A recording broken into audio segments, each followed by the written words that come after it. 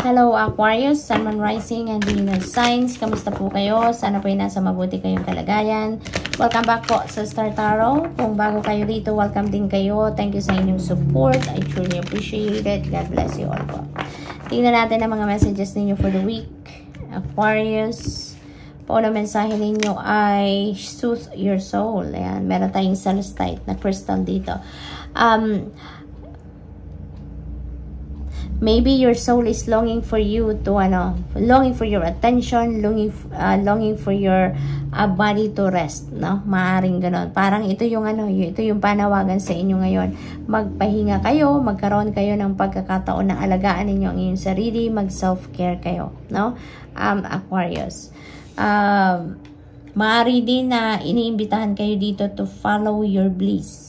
Okay? Sundin ninyo kung ano makakapagpasaya sa inyo.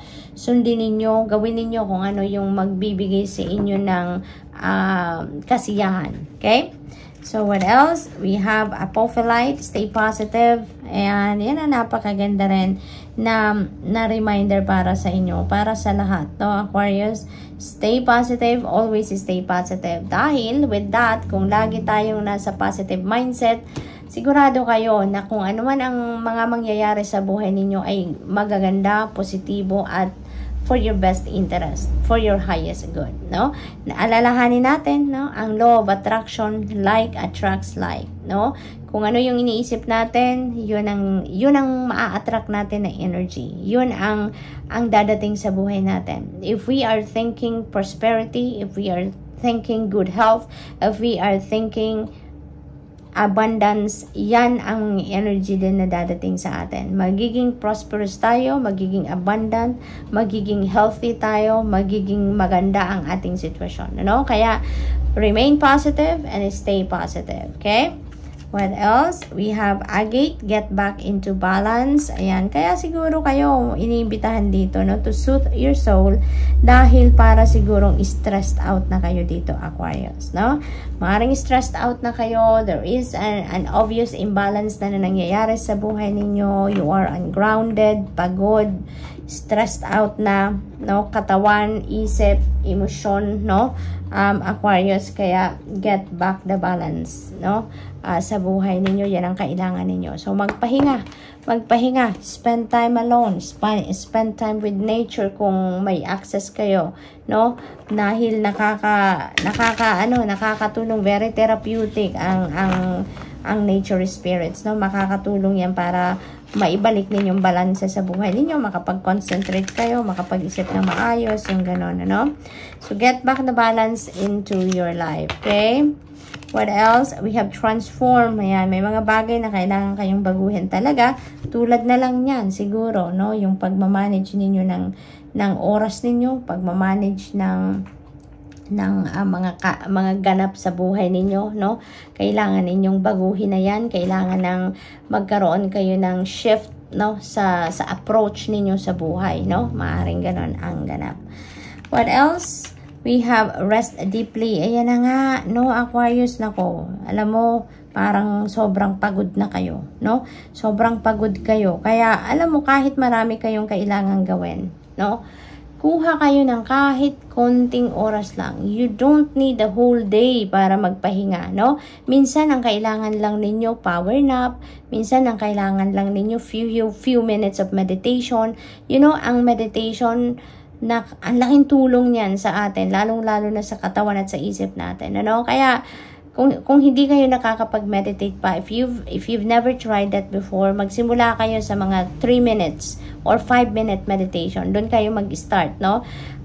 Marami sa Google, marami sa YouTube ang guide kung paano kayo magma-meditate, kung anong gagawin ninyo, kung paano ninyo gagawin, at makakapamili pa kayo dyan, Aquarius, no? Kung ano ang kaya ninyong gawin, kung ano yung pasok din sa, kung ano magiging komportable kayo. Napakahalaga na maging komportable kayo. Kaya, tignan ninyo yan, no? Give time, give yourself time para makapaghanap ng kung ano ang babagay sa inyo, no? Na makakatulong yan sa inyo, lalong-lalo na sa parang instant rejuvenation kasi yan eh, base sa experience ko, no? Kapag nagme-meditate ako, parang instant rejuvenation yan para sa akin. Kaya, give it a try, no? Who knows, ganun din na maging epekto sa inyo, no? Napaka-effective na way yan para kayo ay makapag-reset ng sarili ninyo, no? Mag-meditate kayo. And rest deeply. Kailangan ninyong magpahinga kasi maaari talaga na exhausted na kayo physically,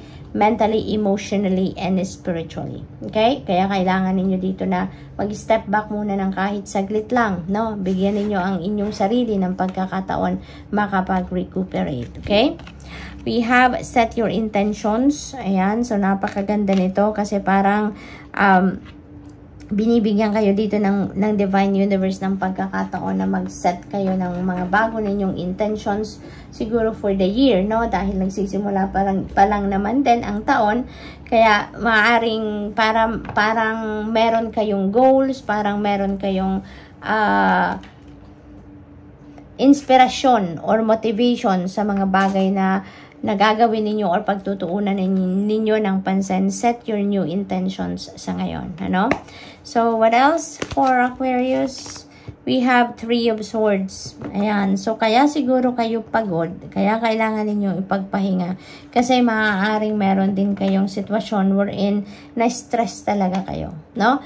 Fresh pa ito eh. This is heartache. This is heartbreak. This is may naririnig akong loss. Kaya maaring you have lost someone dito siguro in separation, no? Maaring ang iba sa inyo dito, Aquarius, ay maaring may hiwalayang nangyari, no?